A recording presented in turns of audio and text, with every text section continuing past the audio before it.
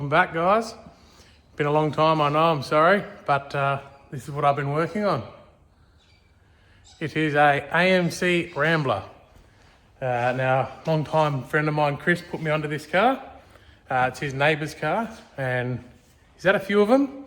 A couple of them have been in the top elite hall at Summer over time, and other ones have had accidents and been run up the arse of and had poor workmanship from other workshops and whatnot. So when he come to me, it was a mission to make sure I got this thing done for him and in a timely manner. So he's pretty stoked about that I've got it all done for him.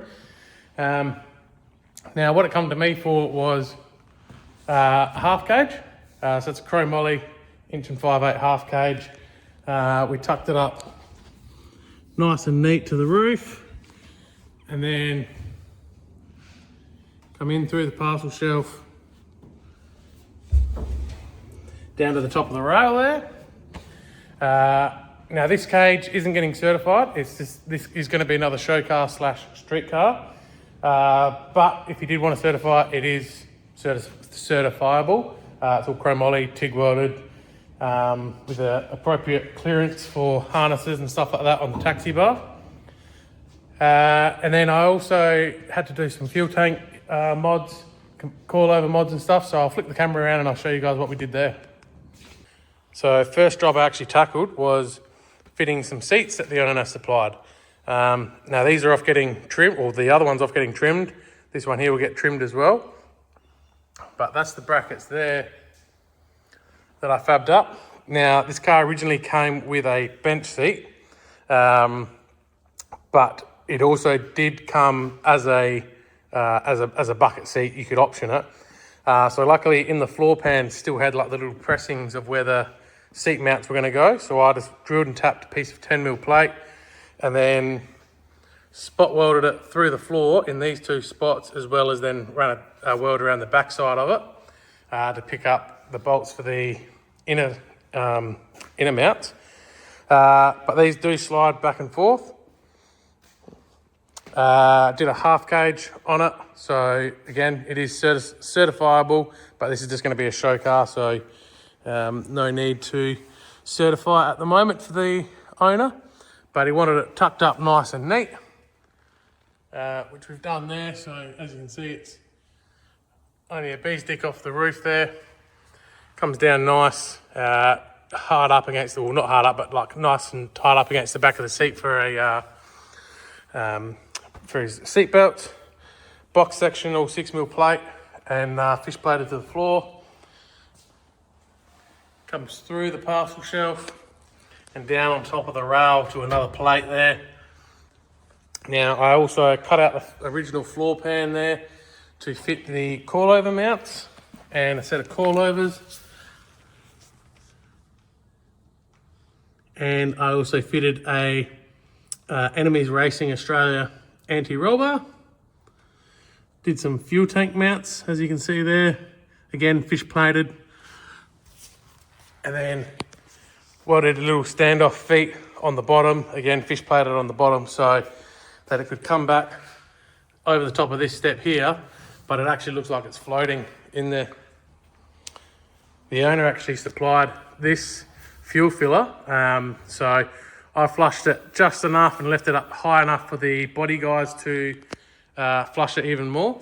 But I ended up putting it into the lathe and machined it, because this is kind of on a bit of a curve here. So the way it was going to sit was like it would have been a bit of a divot. So I machined it to bring it up through the bottom more. And if you turn it like that and unscrew it, so now what the body shop can actually do is file that whole thing, and as that is raised up a little bit now, they can actually shape that to the rest of the shape of that, so you won't even see it. But the reason it's got this little push and turn is it locks in the same spot every time. So if you have a pinstripe or something over the top of it, it'll always land back in the same position. So pretty neat little thing, welded up really nice. And then had to weld a little filler in to pick it up, as the aerial hole and the original filler hole getting filled up. Also added in a little panel here just to seal the back of the car off from the front, as well as this panel here. That's made out of 1.6mm plate, and it's actually bent and comes up, picks up over the back of this edge here. Then everything's all seam sealed in. So the owner supplied this diff here, that CDS, so Carmen and Dino here in Adelaide, that they built up for him. It's got some race products, 1500 series hub floaters on it, floater hubs on it. And then I added in the Enemy Racing Australia anti-roll bar, which welds to the rail up there. And then you have to weld in your splines up the top here, and they give you enough length to make some links up. So I TIG welded all that up for him, being that it's chrome moly. And then fish plated and added in some crossbars for the fuel tank, and then bent up some little mounts so that screws into the bottom of the tank. And then the owner also supplied the adjustable arms, which are basically like a Tirana style arm.